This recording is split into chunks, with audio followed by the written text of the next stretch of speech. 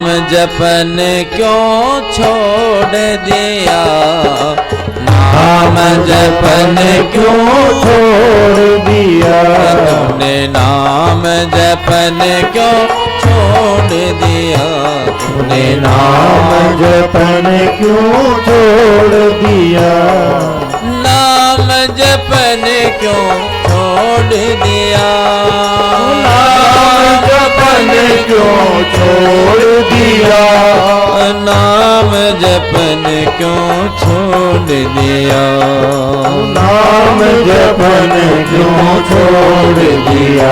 हाँ क्रोध न छोड़ा, झूठ न छोड़ा, क्रोध न छोड़ा, झूठ न छोड़ा, ओ सत्य वचन क्यों छोड़ दिया, सत्य वचन क्यों छोड़ दिया, सत्य वचन क्यों छोड़ दिया, सत्य वचन क्यों छोड़ दिया।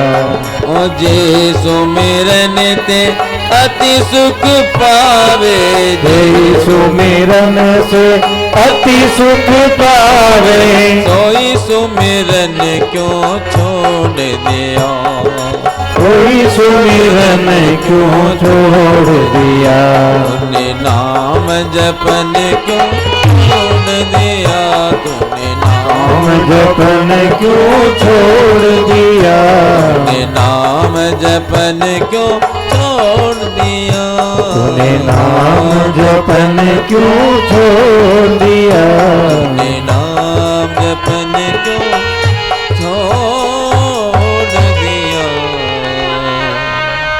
नाम जपन को छोड़ दिया। जो छोड़ना चाहिए उसको हम छोड़ते नहीं छोड़ना चाहिए उसी को छोड़ बैठते हैं। इसलिए चोर ने कहा मुझे कुछ छोड़ना नहीं है और आप यदि दे सकते हैं तो दे दो। संत ने कहा हम आपको छुड़ाएंगे भी नहीं, कुछ नहीं छुड़ाएंगे।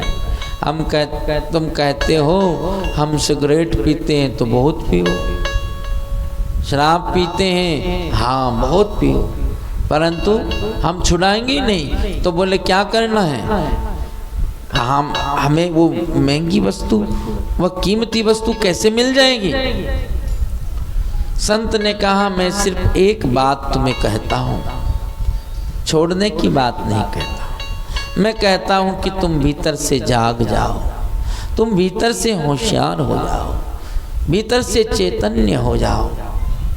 जब भीतर से तुम सजग हो जाओगे, ये जितने भी हम अपराध करते हैं, जितने भी हमारे भीतर कमियां हैं, ये सब इसी कारण से है। इसी कारण से ये कमियां हैं कि हम लोग भीतर से होश में नहीं है, बेहोश है। भीतर से होश में आ जाए तो कोई कमी रह नहीं सकती। संत ने कहा कि जिस समय में तुम होश में रहना, जब भी तुम चोरी करो तो तुम कहना मैं भीतर से जागा हूं, होश में। तो इस होश में रहना। और महाराज जब वो चोरी करने गया, जब चोरी करने के लिए हाथ आगे बढ़ाया, तब उसने विचार आया, संत की बात ध्यान में आ गई कि होशियार रहना, तुम भीतर से जागे रहना, भीतर से तुम होश में रहना। जब हम लोग कर्म के बारे में सोचते हैं, विचार कर परिणाम के बारे में सोचते हैं, तो वह अपराध वह हो नहीं सकता। इसलिए संत की बात याद हो गई।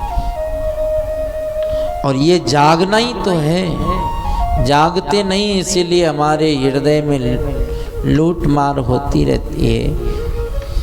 ये हृदय तो हमारा एक जेल की जैसा है, बनाएंगे तो महाराज फिर तो भगवान का आनंद आ नहीं सकता। इसलिए गोकुल बनाओ। गोकुल कैसा होता है, गोकुलम। गोकुलम का अर्थ होता है, गो माने इंद्रियां, कुलम माने समूह। और इंद्रियों के समूह में भगवान का आना, माने आँख के द्वारा भगवान का दर्शन, कान के द्वारा उनकी कथा सुनना, हर एक प्रत्येक इंद्रियों के द्वारा जब इंद्रियों में भगवान का आना हो जाता है तब वहां पर नंदोत्सव होता है। हर इंद्रियों में भगवान ही है तब ऐसा आनंद, ऐसा रस, समस्त इंद्रियों का विषय भगवान बने तो गोकुल में कितना आनंद हुआ। ये नहीं कह रहे हैं कि नंदराज जी के यहाँ पर किसी बालक का जन्म हुआ, नहीं। हो नंद के आनंद भयो, जय कन्हैया लाल की। नंद के आनंद भयो, जय कन्हैया लाल की। नंद के आनंद भयो, जय कन्हैया लाल की। नंद के आनंद भयो, जय कन्हैया लाल की। जय कन्हैया लाल की, जय हो दाऊ दयाल की।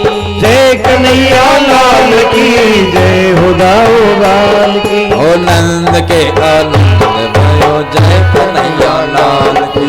नंद के आनंद भयो, जय कन्हैया लाल की। ये आनंद है, भगवान आनंद स्वरूप है। रसो वैस है आनंद स्वरूप।